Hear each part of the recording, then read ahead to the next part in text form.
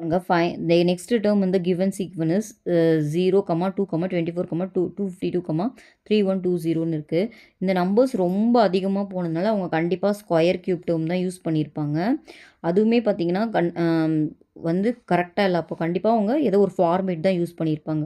ஓகேங்களா? இங்கே பார்த்தீங்கன்னா 1 ஸ்கொயர்னு நம்ம ஸ்டார்ட் பண்ணோம்னா இங்கே பாருங்கள் 1 ஸ்கொயரு, அடுத்து 2 ஸ்கொயர்னால் 4ன்னு வரும். ஆனால் இங்கே 2ன்னு இருக்குது. அப்போ என்ன பண்ணியிருப்பாங்கன்னா இங்கே பாருங்கள், ஃபஸ்ட்டு ஒன்று 1 ஸ்கொயர் மைனஸ் 1ன்னு போட்டு பார்த்தா 0 வருது. கரெக்டாக? நெக்ஸ்ட்டு 2 ஸ்கொயரு, 2 ஸ்கொயர் 4, ஆனால் இங்கே 2 தான் இருக்குது. அப்போ 2 சப்ட்ராக்ட் பண்ணியிருக்காங்க. 2 ஸ்கொயர் மைனஸ் 4, 2 ஸ்கொயர்னால் 4, 4 மைனஸ் 2 அப்படின்னு வருது.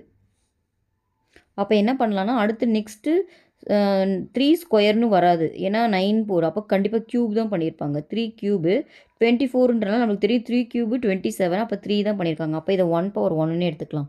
சரிங்களா? அப்போ கரெக்டாக வருமா? 1 power 1 minus 1, 2 power square minus 2, 3 power cube minus 3னா கரெக்டாக வருது. அப்போ நெக்ஸ்ட்டு செக் பண்ணிடலாம். 4 பவர் 4 மைனஸ் 4 வருதான்னு செக் பண்ணிடலாமா?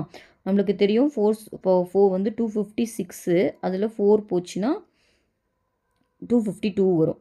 ஓகேவா? அப்போ கண்டிப்பாக நெக்ஸ்ட் டேர்மு 5 பவர் 5 மைனஸ் 5 தான் வரும்.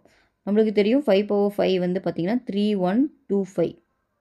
ஓகேவா? அப்போ அதில் 5 போச்சுன்னா கரெக்டாக வருது. அப்போ நெக்ஸ்ட் டேர்ம் கண்டிப்பாக 6 பவர் 6 மைனஸ் 6ஆக தான் இருக்கும். அப்போ இவங்க ஜென்ரல் ஃபார்மேட் என்ன யூஸ் பண்ணுறாங்கன்னா n power n minus n இந்த ஃபார்முலா தான் யூஸ் பண்ணுறாங்க.